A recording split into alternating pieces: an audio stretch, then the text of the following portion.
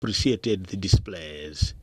In her speech, the Minister of Basic and Secondary Education, Madalitso Kambaua Wirima, said AI has the potential to accelerate the Malawi 2063 agenda and urged students in the country to learn how to use AI to their benefit. From what I've seen today, actually, from all the innovations and the passion from the students and the teachers and all the stakeholders, I'm actually very encouraged that we are going to meet what's espoused in 2063 sooner. So what I urge the students to say they should use AI efficiently or effectively is so that they do not lose out what we were talking about, to lose out the humanity of them, the person being in charge of artificial intelligence. In that way, there's not going to be issues of plagiarism if they use AI effectively. Minister of Higher Education, Jesse Kabwila, who dressed in Nkombeza primary school uniform in Salima, said the development is in line with the vision of President Dr. Lazarus Chakwera, which aims at developing the country through technology. Kabwila further said, as a ministry, they will make sure that some policies are made by Parliament so that AI should not infringe the traditional way of doing things. What my ministry is doing is we are going to have policies. We are developing policies, for example, right now, as Parliament is sitting, we'll be taking the National Science, Technology and Innovation Policy. This is the policy that will make us be able to integrate methodologies, make sure that AI is speaking to our own context. I have said it's important for African children, Malawian children, to preserve their umuntu, to preserve the ethics that are valuable to us. For example, we are a people that believes in hierarchy. International Education Day is commemorated on 24th January every year and was established by the United Nations General Assembly, UNGA, in 2018 to promote peace and understanding through education, as well as to emphasize the importance of education in creating sustainable societies and to ensure quality education for all. Rudovico Nyirenda, MBC News, Muzuzu. Meanwhile, Minister of Higher Education Jesse Kabwila has assured the Mzuzu University community that the magnificent Mzuzu University Library will be completed by August this year. The minister made the remarks after visiting the institution to appreciate the progress made at the institution. Hassan Piri reports. The minister expressed her satisfaction with the progress the institution has been making over the years, a development she says is in line with President Chakwera's vision of higher education. She applauded the plans by the institution to construct 180-bed capacity hostel, African Center of Excellence, a new campus at Choma, a magnificent library under construction, and strides made at Dunduzu campus. Mzuni is really in tandem with the Malawi 2063, looking at their values, looking at what they've attained, you can actually see that Dr. Chakwera is truly advancing the higher education sector. Because you could see in the presentation that they said, oh, this was done by, it actually launched by the, I think I was even touched by one of the buildings that came here because of the HE's intervention, personal intervention, going to Germany, making sure that he engages people so that higher education can go far. The minister also highlighted the progress being made on the new higher education bill, saying it will be tabled in the next sitting of Parliament. In this bill, there is a way to harmonize the way we are running. At the moment, almost every institution has its own act. We can't advance when everybody has got their own Bible that they're operating from. So the issues that are there are harmonization. The other thing that's in the bill is a commitment to deal with quality issues, to make sure that quality across the universities. When someone gets a degree in the higher learning institutions, in a private university, or in a degree in Mubas, a degree in Unima, a degree must be a degree. Mzuzu University Vice Chancellor Professor Waz Singini commended the new Minister of Higher Education for her passion and determination to transform university education in the country. It's exciting for us as an institution of higher learning, and also considering that for the first time now, we have a minister responsible for the sector.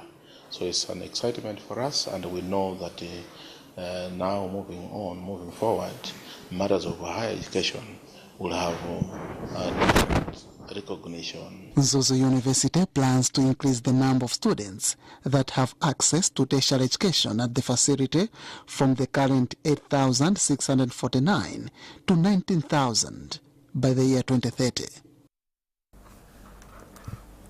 Authorities in Mangochi are still assessing the impact of heavy floods that have displaced scores of people around Mpinganjira and other surrounding areas in the district.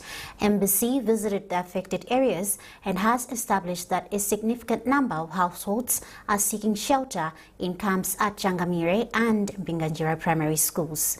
Devi Uma with the details. Scores of people around Mpinganjira area in Mangochi have been rendered homeless following flash floods that have hit the area due to a heavy downpour on Friday evening. In Mpinganjira 2 village, traditional authority Mapira, the floods have caused enormous damage, destroying houses, damaging maize crops, while other households have lost livestock. According to residents, the source of the floods is Nasenga River, which blocked its banks as a result of the heavy downpour. I'm happy to be alive because I am unable to walk. Actually, some man had to carry me on his back to safety. But I have lost livestock, fertilizer, maize. As you can see, the situation is so bad.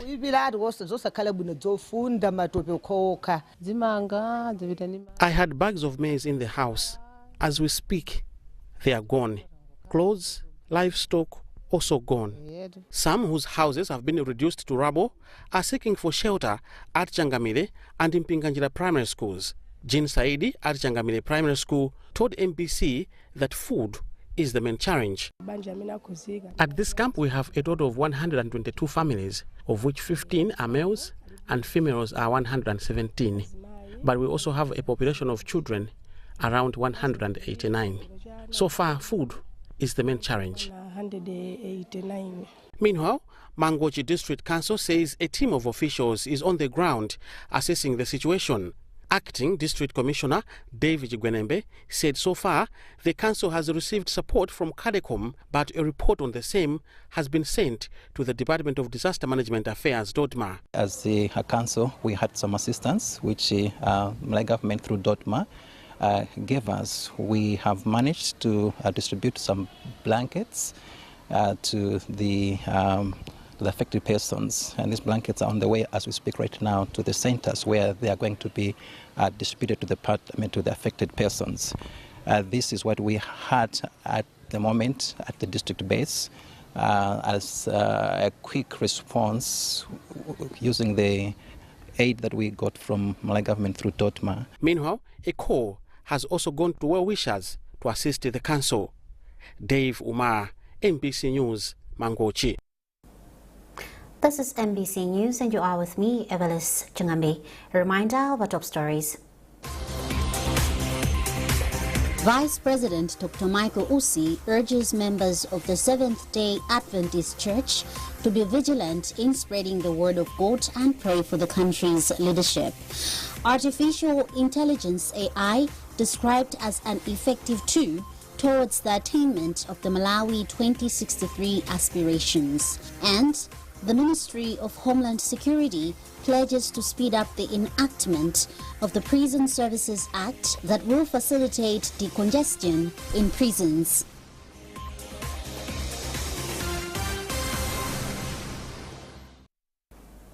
Welcome back. The Ministry of Homeland Security says the enactment of the Prison Services Act will play a vital role in decongesting prisons. Speaking when he toured the Malawi Prison Service headquarters in Lilongwe, Minister responsible Ezekiel Chingoma said this when he was visiting the Malawi Prison Service to appreciate the numerous challenges that the department is facing. More details in this report. The familiarization tour was the minister's first appointment with the Malawi Prison Service, where he was briefed on key challenges the service is facing to operate efficiently. Commissioner General of the Malawi Prison Service, Masakungombe Agwada Wiscott, told MBC that the service is facing numerous challenges, but key among them is congestion. The prison's Commissioner General asked the minister to consider the security department on these concerns. Malawi Prison Service is holding over 17,000 inmates against its holding capacity of about 8,000. It means the holding capacity is double now, and we're experiencing issues of congestion. And you see, you agree with me, where we're talking about issues of congestion, some issues also come into play, like the issues of spreading of diseases and other issues. Minister of Homeland Security, Ezekiel Chingoma, has since promised to address the concerns the prison service has raised. In this new act, there are provisions that which will see prisoners being given community punishments, whereby they will not all be needed to be in prison. So I think that's one of the priority areas that I will undertake. The Malawi Prison Service has a staff portfolio of over 3,000 security officers with over 29 establishments across the nation. Trust Office, MBC News, Lilongwe. The survival of newly planted trees is expected to improve in Chihuahua following an initiative by Press Corporation Limited, PCL, to be rewarding communities with the highest tree survival rate. PCL Chief Executive Officer Dr. Ronald Mangani disclosed this during a tree planting exercise in the area of Traditional Authority Kasisi in the district as part of a 2-year tree planting project the corporation has embarked on. Details in this report. Chihuahua has been hanging under the 1.5 million trees target to be planted annually due to lack of resources and erratic rains. Hector Nkawihe is the district forestry officer. This problem will be tackled by applying water or irrigating the trees. Two, another problem, another issue is about animal maybe browsing and trampling over the planted trees. You have seen them placing the baskets around the trees, individual baskets around the trees, and even at the woodwork there, you'll find them, they have put the fence around the woodwork. This is to keep away the animals or livestock from entering our Executive Director for Community Livelihood Organization, Lucius Fanuel Kolopete, says if nurtured well, the trees could help in afforestation and avert the negative effects of climate change that Chihuahua battles every year. We are particularly very happy to see Presken coming in with the support. We have been doing this without any support externally, but with support that Presken has pumped in, it will make us work even more stronger to achieve this environmental management. And we are also appealing to other well-wishers to emulate what the Press Corporation has done. Ronald Mangani is CEO for PCL. We have established a fund that is actually going to create an incentive for people to look after these trees. This fund will make resources and other materials available to those that will be responsible for looking after the trees, including students. So with students, we will be able to give them gifts associated with their student requirements like textbooks or notebooks. So we are looking at a survival rate in excess of 70% of the trees that we'll be planting. But we are yet to work out the key parameters that will determine how we dispense the gifts or awards. Through the initiative, Press Corporation Limited seeks to promote sustainability, combat deforestation, and mitigate adverse effects of climate change in Malawi. Press also plans to plant 20,000 trees over the next 2 months as part of the initiative. In a related development, Deposit Insurance Corporation, DIC, has bemoaned massive deforestation that has made many areas prone to natural disasters.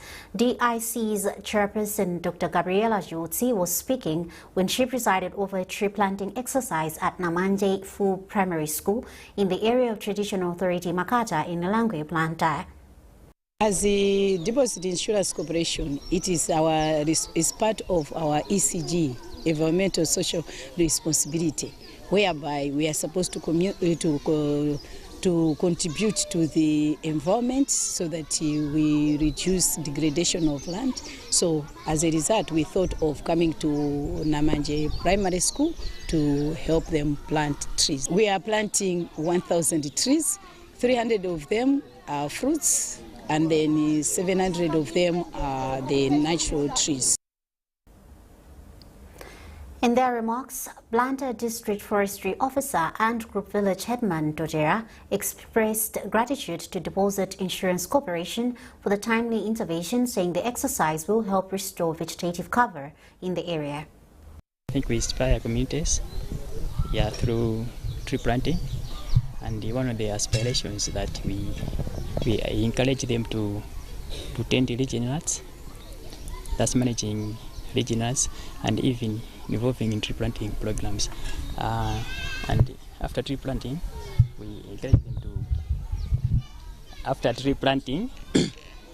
encourage them to take care of the planted seedlings.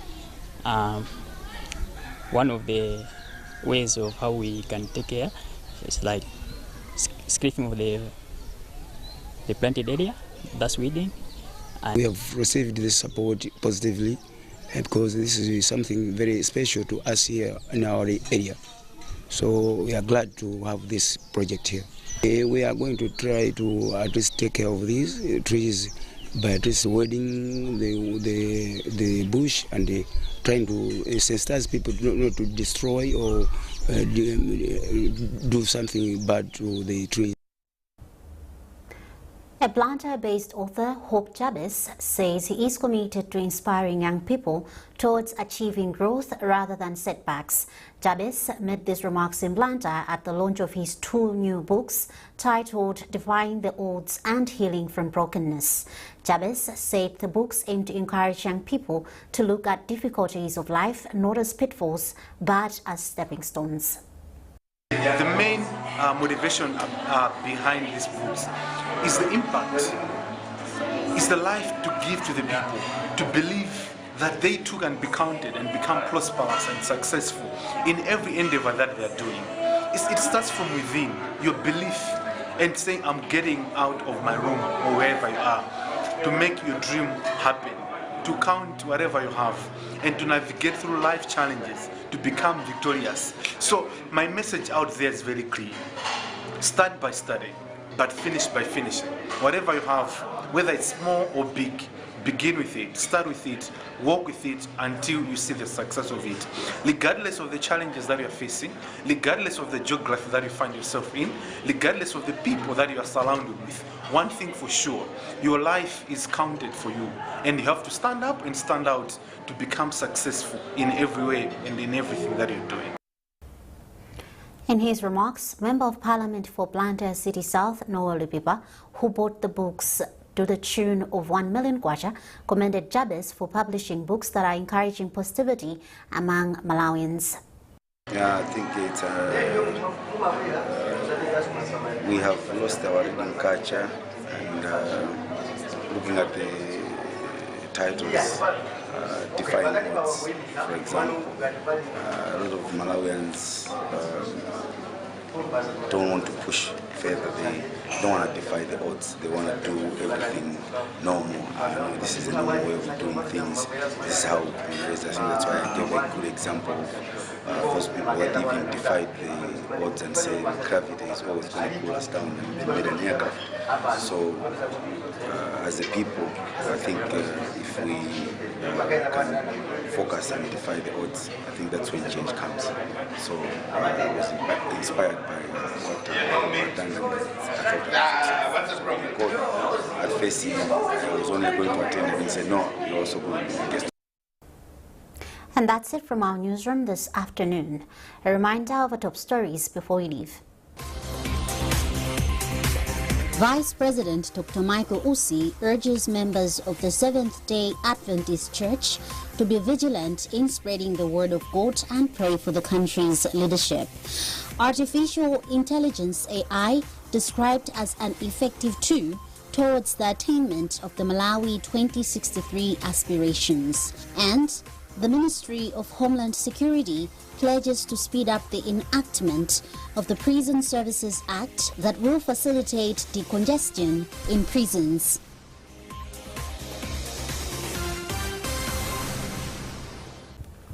For more news, scan the QR code at the top right corner of your TV screen or subscribe to our SMS services by dialing *364#. You were with me, Evelis Chingambe. Thanks for watching and have a lovely Sunday.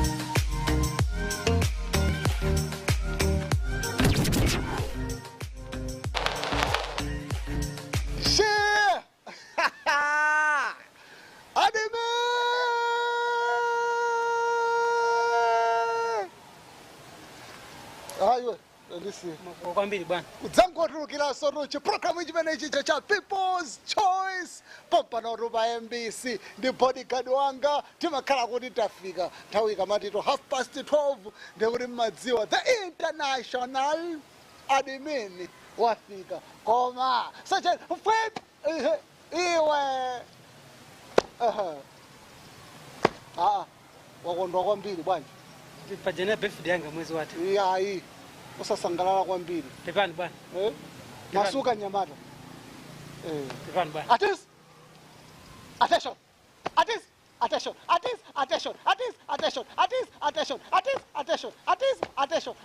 zungulira ngati nguli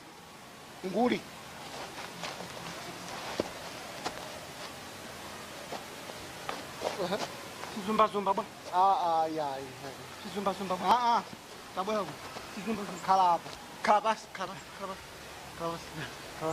masuka amenepo pamene bodyguard wanga wachita chizumba akuona ziwiri zinthu izi zawo zingati 4 bwana chimodzi tu izi zingati ziwiri zimene izo ziwiri bwana zafika apa munthu yapenga nde tioneleke kanyimbo akaka then administrator and the bodyguard will be right back. We're still here. Sorry now. Nyanda made it. Oh, forever had you. Hey. Forever had you. Yeah. Oh, forever had you. Yeah. Do you like the way that I'm jamming? Do you like the sound of my rhythm?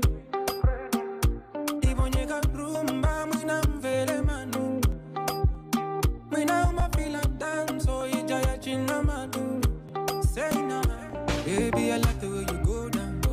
DJ pull up, go down. Vina con DJ say la focus. Chimami focus. Baby, I like the way you go down. DJ pull up, go down. Vina con DJ say la focus. Say now, the focus. You are not typical, you're not an ordinary girl. You are flowers in my garden. You will see low class girl.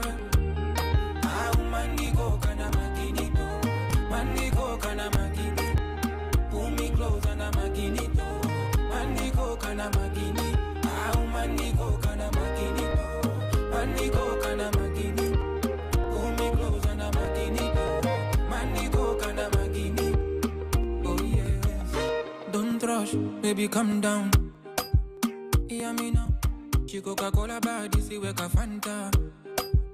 Yeah, me now. See your body's tempting, I'm foreign. Yeah, you calling my desire, Pakati Paku. Yeah. Baby, I like the way you go down.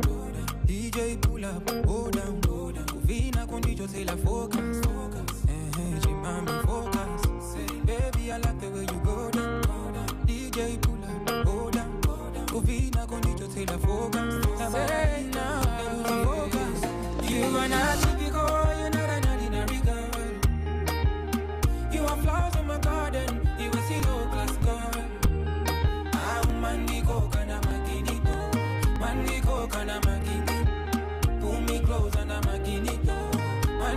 kana magini. Au maniko kana magini. Maniko kana magini. Umi grows kana magini. Maniko kana magini.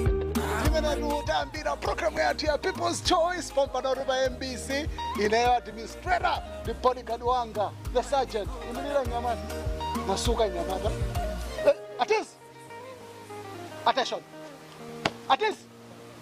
attention chirangariana nkalizi nankalizi ro amate Abanga baiba. Pangayana nkalizi then kamati mbona wawo chest out mbona wawo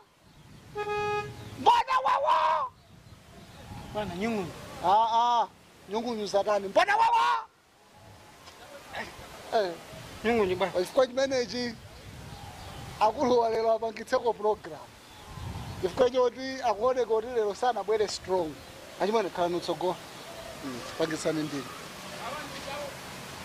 pangitsani ndinu program. Okay, the bodyguard is in front patsogolo pa admin koma admin makudziwa kuguba ngati chitani 360 ndione mene zimachitikira zinthuzi sina rodzi ndigubitsa udziguba bendiwo tsogolo haya bwana iniyo mwene kuti mugube ine ndipangisa program fatira mu street nde sana mu street tiro anthu asankhe nyimbo anthu asankhe nyimbo koma sana asankhe nyimbo anthu bwana admin agube kaye bodyguard ali paize last month na birthday yanga ako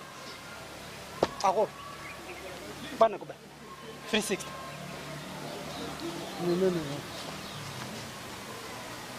yeah msamakanga tikapena muendera munda wa chilele 360 timaenda chonse bwana iwo maenda choncho yana mapanga 360 ichi chizituluka choncho 360 nikatundu admin ro dzipwetuka tindavala dzibwanji kuti nukulukulu to ulemera amalawe bwanji anthu asankhe nyimbo admin kuseliku akuguba program ndiyo mweja siti kusintha People's Choice #1 pompano pa MBC kazi pongwe basi ngochi pongwe bwana yawa manipweteka tonezwe You Don Kalunga. Okay.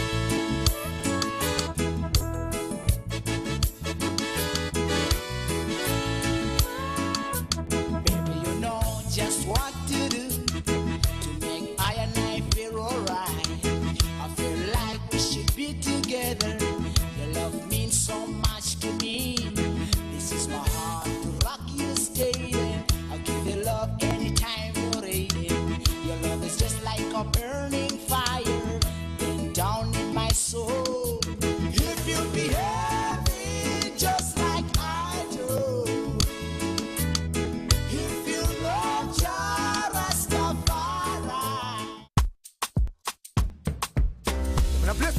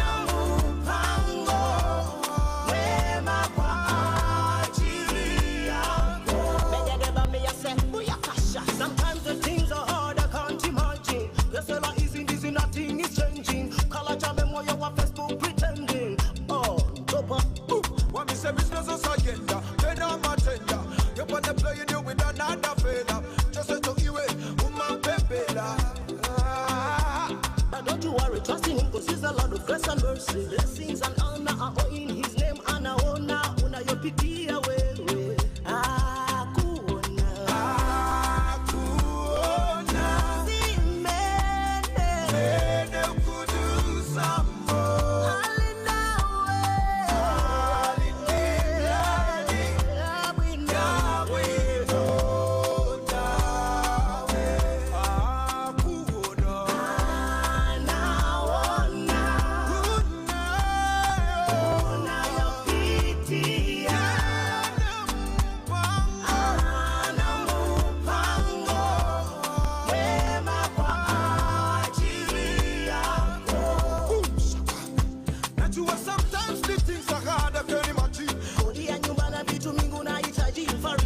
afanye njia kati ya maji mafika mwisho na kizidi one time utaledi trust him, call on him, believe in him, live it to him and put your hope up in his name because in him ndo kuna maisha unayostahili kuishi na utaishi, niamini anakuona.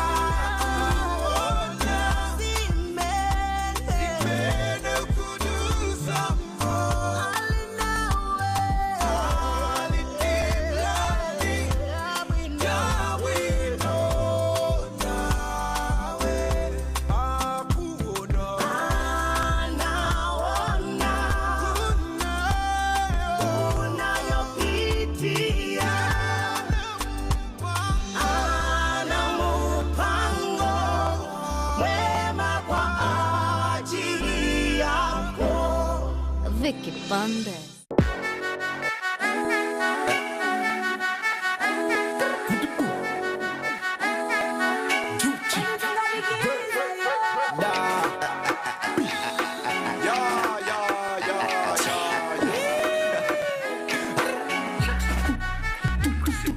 One song, million stylers, billion stylers, trillion stylers.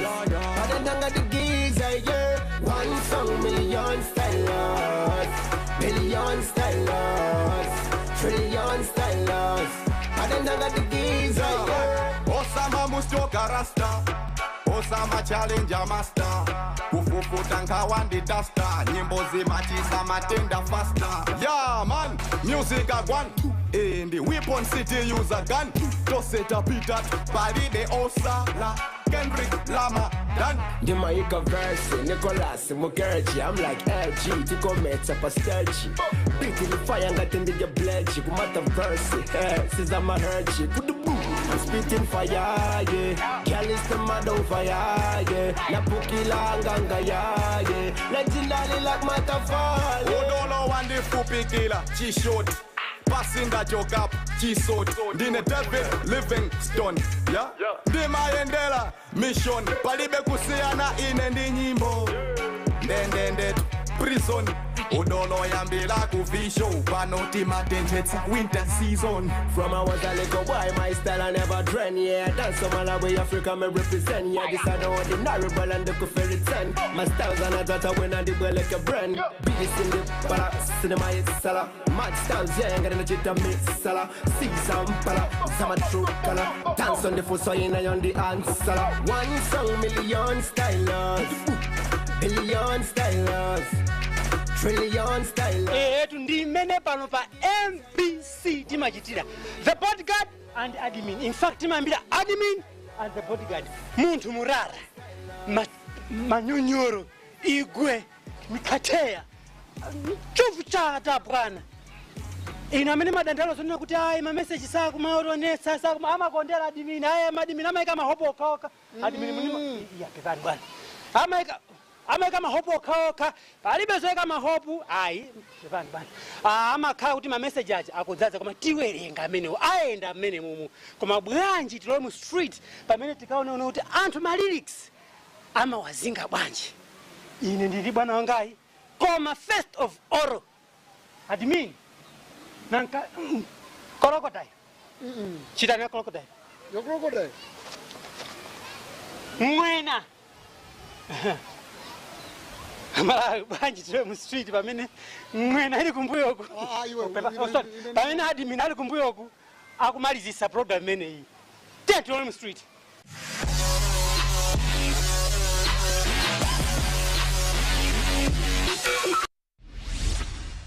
Ndi fire ndipo ndipasa moto. Yeah, chana ndimafila ineyo tele ndikachoka pa street ndikafika pa 10 azanga akufila MPC. Yeah man, kuona channel ina palibe wose akufila MPC. Yeah man, iwe taona kuyenda neba yene ineyo MPC. Yeah man. Ndikuti fila ninuyo MPC. Osa fila machanelo ena osa kala ngati feki ngati zinasi koma original OG MPC. Yeah man, yeah, yo.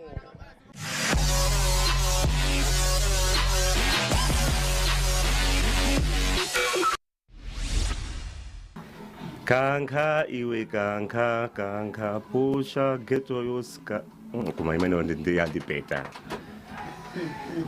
Ya nyambireso. Kanka Kanka iwe kanka Kanka iwe kanka pusha wachinyamata ka pusha. Pusha geto yuti. Pusha muone kati mwatenthedwa atumpando ngati siwanu. Zangu tipeza mwina mwake ka.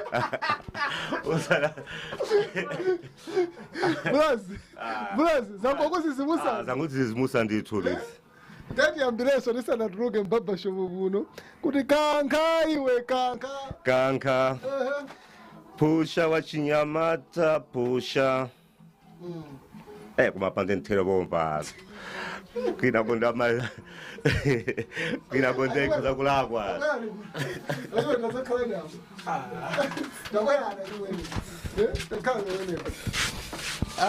Ajimwana wa mwathandize nyimbo ya skefa timati kanka iwe kanka pusha wachinyamata pusha losoli safe muntu nakonde nyimbo Ajimwana malizani kuma plus ndi atipeta. Kanka geto youth kanka lotoli safe kanka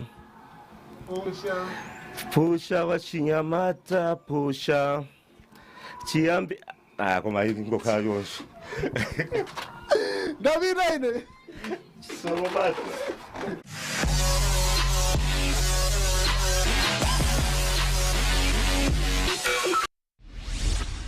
Yehova wasanga ndani wasanga ineyo wasanga wawa wasiranji wasanga ineyo wasanga. Kode imathela pompo ngati. Isithela pompo. Muthawaso amayi. Khala ni pompo. Pene baba hapo.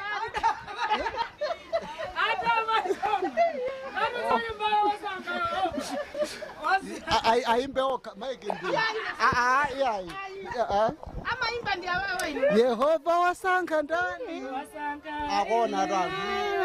Wasanga. Yehova wasanga ndani. Wasanga inelelo wasanga. Wasanga ndani. Wasanga inelelo wasanga. Gere njozi yomweija. Kabena indi chisomo women choir. Ndi chisomo. Tien. Yehova wasanga ndani. Musathandizi. Yehova wasanga ndani. Wasanga inelelo wasanga. Wasanga ndani. Wasanga inele. Wasanga Yehova wasanga ndani. Wasanga inelelo wasanga. Mathawa atukoma muimba bwino.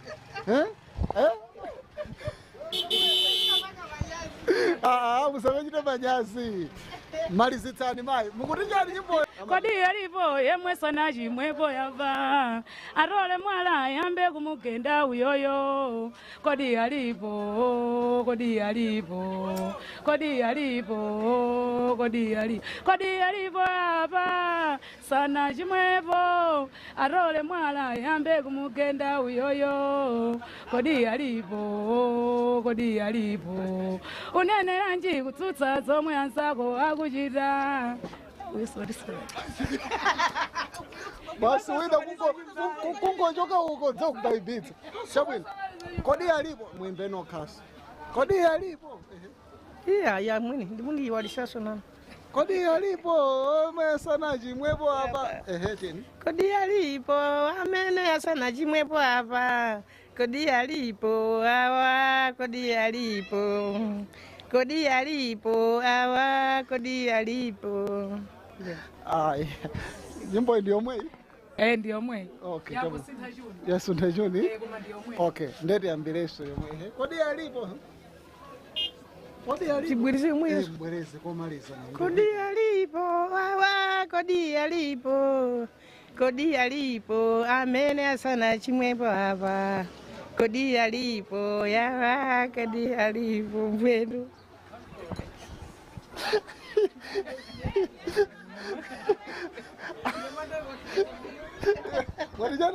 Waticheza bwino.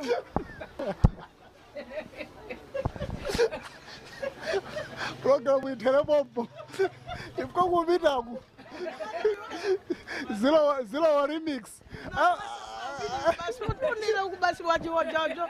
Amina fasapa jazona.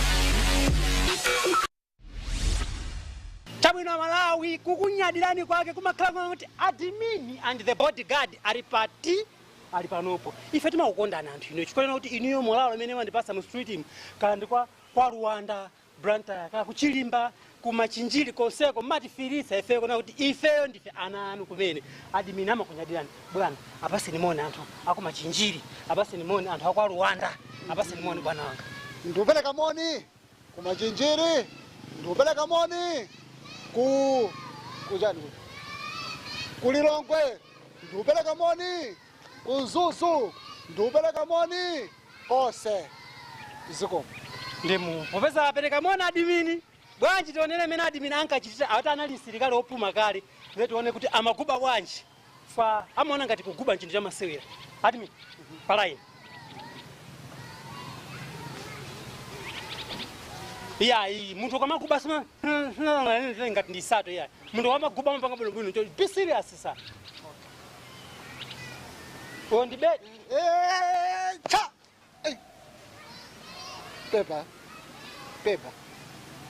pepa tonane sabara mawa pepa tonane sabara mawa pamene adimini azakhale sokuti akutulukira mu chiprogramu chimenechi cha People's Choice zokonda anthu te apite.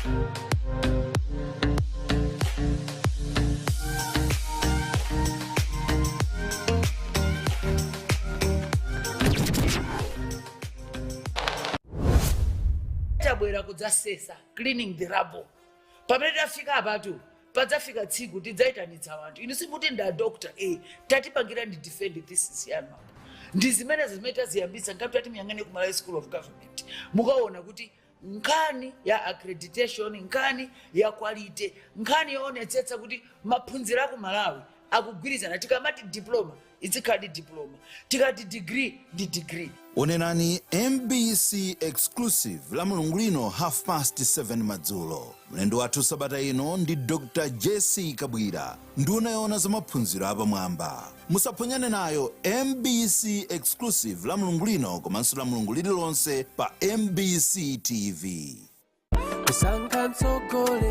Bungwe loyendetsa chisankho la Malawi Electoral Commission MEC likudziwitsa anthu onse kuti gawo lachitatu la kalembera wa chisankho wachibwereza likhalapo kuyambira la mulungu pa 2 February mpaka lolemba pa 3 February 2025 m'maboma awa: chigawo chakumpoto, Chitipa, Karonga, kuphatikizanso tawuni ya Karonga komanso mzinda wa Mzuzu; chigawo chapakati, Nkhotakota, Ntchisi, Salima ndi Dedza; chigawo chakummwera, Machinga, Chiradzulu, Neno, Phalombe, Balaka ndi Mulanje.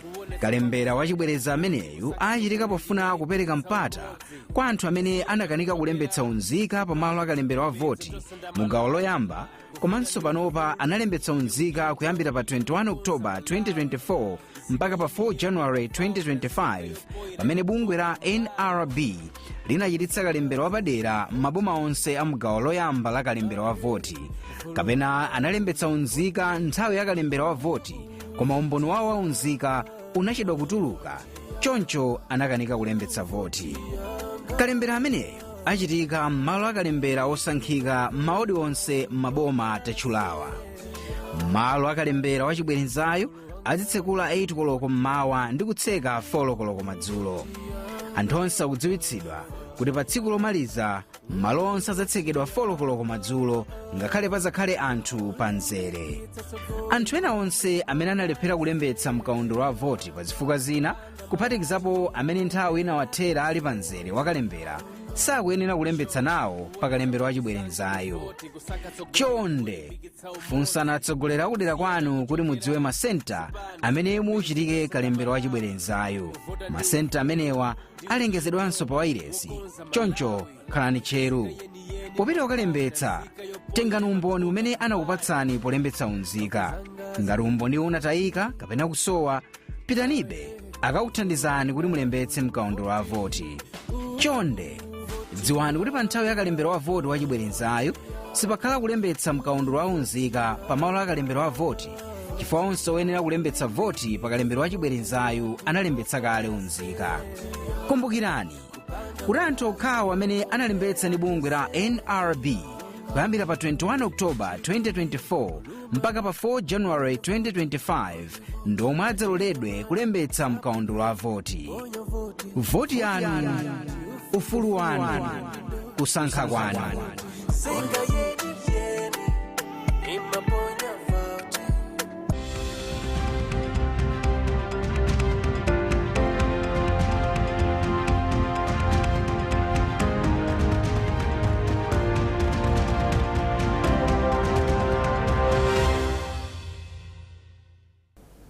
Ndi nthawi ya nkhani kuchoka kuno ku MBC, ndipo masana ano muli ndine Arthur Chokoto. Poyamba nayi mitu yake. Wachiwiri kwa mtsogoleri wa dziko lino Dr. Michael Usi wapempha anthu okhulupirira Mulungu kuti adzipempherera dziko lino ndi utsogoleri wake. Luso la makono alili ndi kuthekera kuthandiza dziko lino kukwaniritsa masomphenya a Malawi 2063. unduna wa zachitetezo cha dziko wati uyesetsa kuti lamulo latsopano lothandiza kuchepetsa chiwerengero cha kaidi mndende alivomereze ku nyumba ya malamulo.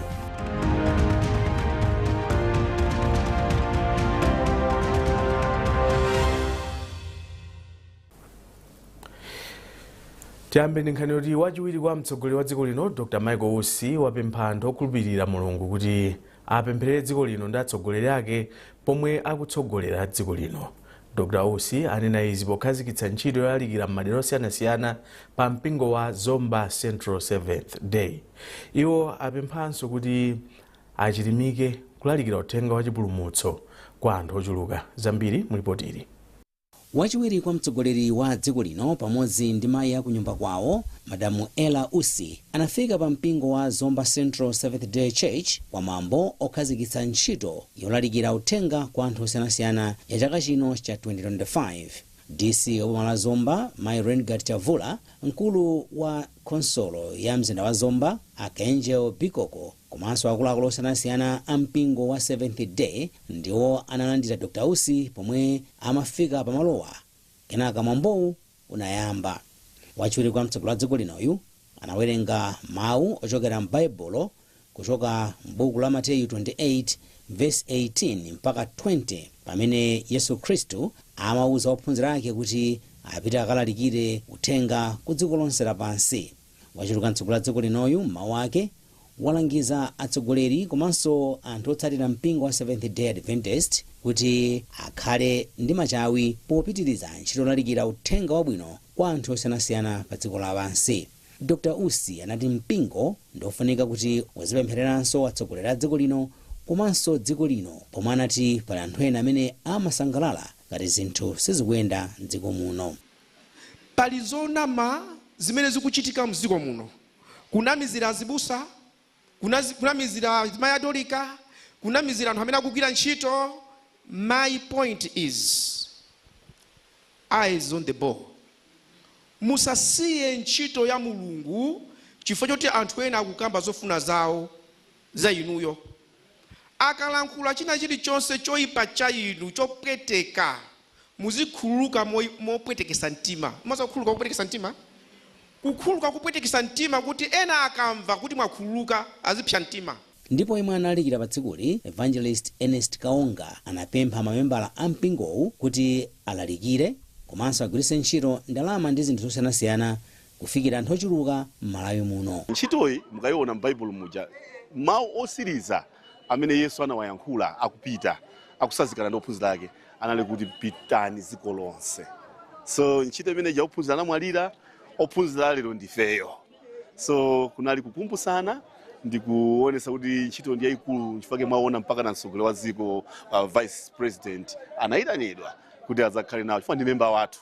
So anali ngati abwera kuchaya kwawo. Ndipo mawu ake president wa Eastern Malawi Conference ya mpingo wa Seventh Day Adventist Pastor Sandy Lubani anati kukhazikitsa kwa ntchitoyi yomwe cholinga chake ndi kupeza ndalama zothandiza kudzagwiritsa ntchito polalikira kwa anthu osiyanasiyana mwezi wa Septemba chaka chino ndiyofunika.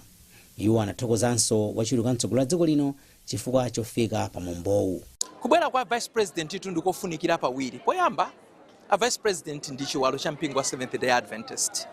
Kubwera kwawo kwasonyeza kunena kuti iwowo ndi mkristu wodzipereka ndi wodzikhuthula ngati chiwalo cha mpingo. Zimenezo ndizofunikira kwambiri chifukwa ationetsera tonse kuti ngati mtsogoleri wamkulu amene ndi chiwalo cha mpingo kudzakhala apa nkuyikaponso chuma chake kuti ntchito ipite patsogolo ndi chitsanzo chabwino kwambiri mbali yoyamba. Mbali yachiwiri ndiko wachiwiri wa mtsogoleri wa dziko apereka chitsanzo chabwino chifukwa iwowo ali ngati kalata wowerengedwa ndi wonse. Dr. Usi apereka ndalama yokwana 2 million kwacha yothandiza pokwaniritsa zolinga zolalikira anthu osiyanasiyana pa mpingowu. Blessings Kanache, MBC, Zomba. Nduna yona za maphunziro a sukulu za primary ndi secondary amadalitso Gambawu awirima apempha ophunzira mdziko muno kuti agwiritse bwino ntchito luso la makono lopezera uthenga artificial intelligence AI mchingerezi zomwe ati zili ndi kuthekera kothandizira kukwaniritsa masomphenya a dziko lino a Malawi 2063 mwamsanga. Awirima anena izi ku secondary ya Katoto mu